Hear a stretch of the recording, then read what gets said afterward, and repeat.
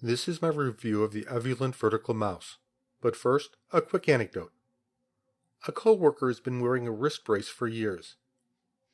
It was to help with tendon damage from working at a computer all day. Recently, he started using this mouse. When I received my mouse so I could provide this review, I asked him if it was easier on his arm than using a regular mouse.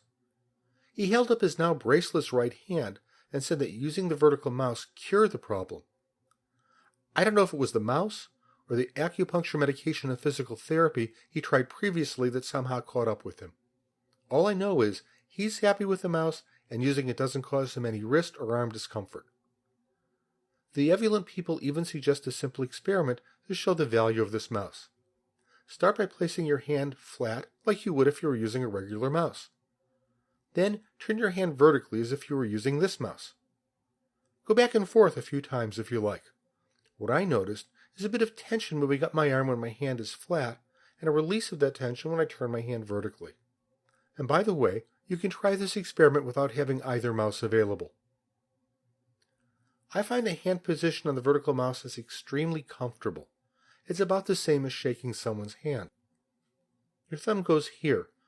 The two buttons, one above and the other below your thumb, allow you to move forward and backward a page. This and the other controls I'll describe are the default settings available without loading any special software. Any of the key functions can be changed if you load the Evoluent mouse driver. The left, middle, and right mouse buttons, along with the scroll wheel, are on the other side.